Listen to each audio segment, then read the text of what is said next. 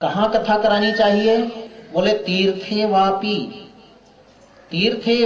बने वापी गृहे वा श्रवणम मतम। तीर्थ में भी सुन सकते हो, वन में भी सुन सकते हो, और गृहे भी, घर में भी सुन सकते हो। क्या करना चाहिए? बोले मंडप का निर्माण और उसको चारों तरफ से पत्र पुष्प आदि से सजावट करना चाहिए। चतुर्दिक्ष फल पुष्प दलैर विश्वक, और इसे सुसज्जित करके पवित्र करके और फिर कथा प्रारंभ करनी चाहिए। कैसा होना चाहिए श्रोता वक्ता को? बोले वक्ता के गुण हैं कि विरक्तो, सबसे पहला वचन कहा कि विरक्त होना चाहिए अर्थात ब्रह्मचारी होना चाहिए। दूसरी शर्त बताई वैष्णव होना चाहिए। तीसरी बात बताई विप्रः, ब्राह्मण होना चाहिए। चौथी बात बताई वेद शास्त्र विशुद्धिकृत, वेद शास्त्र का ज्ञाता होना चाहिए। चौथी बात बताई दृष्टांत कुशलः धीरः, जो बात कहे वो अपनी समझ में आ जाए। कई लोग प्रवचन करें और अगर दिमाग से निकल जाए, कुछ समझ नहीं पाए तो क्या मतलब। जैसे किसी से पूछा गया, भाई आपका घर कहाँ है? बोले हमारा घर है मंदिर के सामने। बोले मंदिर कहाँ है? बोले हमारे घर के सामने है। बोले दोनों कहाँ पर हैं? बोले बस दोनों आमने सामने हैं। अब पता नहीं चला कि कलकत्ता में है कि बंबई में है कि बेंगलोर में है, और वो मंदिर पता नहीं काकुड़ गाछी में है कि बड़े बाजार में है ना। इसलिए बात जो कही जाए वो समझ में आ जाए। और बात बताई सुख शास्त्र कथोच्चारे त्याज्यास्ते यदि पंडिता अनेक धर्म विभ्रांता, अनेक धर्मों में विभ्रमित हो ऐसे व्यक्ति को भी कथा श्रवण से नहीं करना चाहिए। तीसरी बात बताई निर्लोभी होना चाहिए।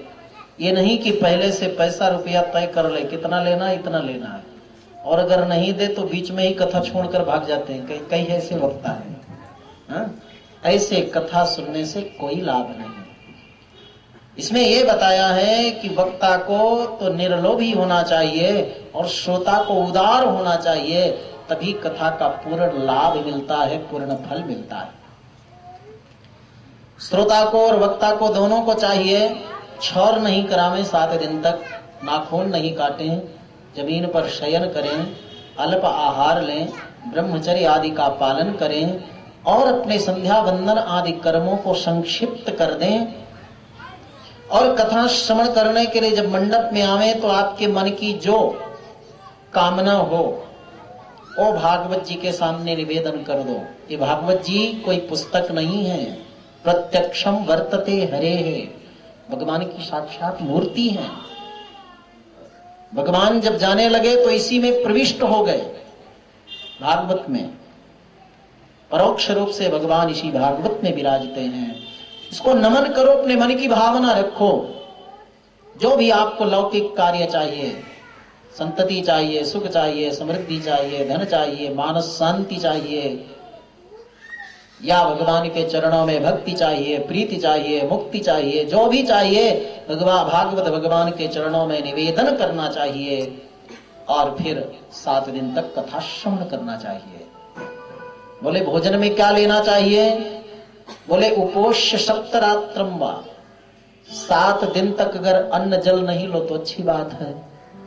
तब लोगों ने कहा 15 दिन में एक दिन एकादशी आती है तो मुश्किल पड़ता है, और 7 दिन अन्न और जल दोनों को त्यागना, बस करिए महाराज, तब तो आप ही कथा करिए और आप ही सुनिए। श्रोता घबरा गए। तब दूसरी विधि बताई कि 7 दिन तक फलाहार करके कथा सुनो। तो एक माताजी खड़ी हो गई, बोले महाराज रोज तो भूख 12 बजे लगती है और एकादशी के दिन सुबह 8 बजे ही लग जाती है, और आप 7 दिन की बात करते हो, ये भी चलने वाला नहीं। तब फिर तीसरा नियम बताया कि एक टाइम भोजन कर लो और एक टाइम फलाहार कर लो। तब दूसरे व्यक्ति ने खड़े होकर के कहा, अगर महाराज दोनों टाइम का भोजन एक टाइम में ही पूरा कर ले तो बोले उसमें तो और ज्यादा आलस्य लगेगा। फिर कई लोग एक टाइम भोजन करते हैं लेकिन दोनों टाइम की पूर्ति कर लें तो उसमें और कथा में मन नहीं लगेगा। इसलिए अंतिम में निर्णय क्या दिया कि नोपवासः परः प्रोक्तः कथा विघ्न करो यदि। कथा में अगर विघ्न होता है तो आपका उपवास श्रेष्ठ नहीं है, तब तो आपको भोजन ही करना चाहिए। एक सज्जन थे कर्नाटक में, युवा थे, बोले महाराज आपकी कथा हम 7 दिन तक अन्न जल छोड़कर करेंगे। ले लिया संकल्प, हमने बहुत समझाया। एक दिन कथा सुनी, दूसरे दिन भी आधे दिन कथा सुने। शाम को हमने पूछा वो कहाँ गए, बोले वो तो हॉस्पिटल में है। तो ऐसे नहीं, जिससे अपना शरीर चले, स्वास्थ्य चले, कथा हम सुन सकें, वही उपाय अपनाना चाहिए। अल्पाहार लेते हुए और कथा श्रवण करना चाहिए। विष्णु दीक्षा विहीना नाम नाधिकारः कथाश्रवे। जब तक व्यक्ति वैष्णव नहीं है तब तक कथा सुनने का अधिकार नहीं, तो कथा सुनाने का अधिकार कैसे होगा।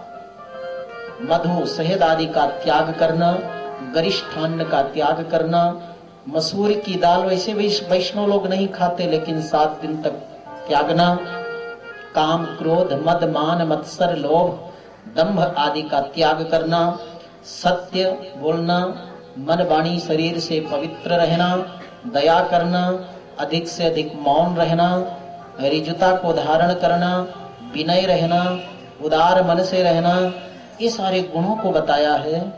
नास्तिक से बात नहीं करना, आदि आदि इन सब गुणों को अनुभव और पालन करते हुए, नियमों का पालन करते हुए 7 दिन कथा सुनने के बाद हवन करें और फिर भागवत जी का दान करें और इसके बाद में भगवान श्री कृष्ण को अपने इस पुण्य कार्य को समर्पित कर दो।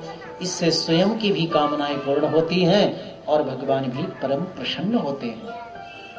ऐसे नियमबद्ध होकर कथा सुनने वाले श्रोता के लिए स्वयं यमराज अपने दूतों से कहते हैं, ये दूतों सपुरुषम अभिवीक्ष पास हस्तम बदति यमः किल तस्य कर्ण मूले परिहर भगवत कथा सुमत्तान प्रभुरहमन्यन्द्रणाम नतु वैष्णवानाम। जो भी भागवती कथा सुनता है ऐसे वैष्णव के पास तुम भूल कर कभी मत जाना। यमराज अपने दूतों से कहते हैं, तुम तो अन्य जीवों को लाना, अगर पाप अपराध हुआ भी है तो उसका मैं मालिक नहीं, भगवान ही मालिक हैं। इस प्रकार भागवती कथा की महिमा है बंधुओं।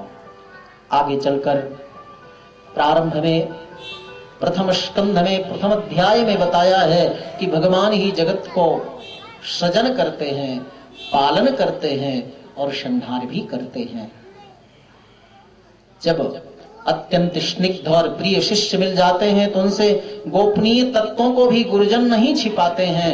आज सूत जी महाराज सनकादियों को सब कुछ, सौनकादियों को सब कुछ बता रहे हैं। 6 प्रश्न किए हैं सूत जी से सौनकादि ऋषियों ने।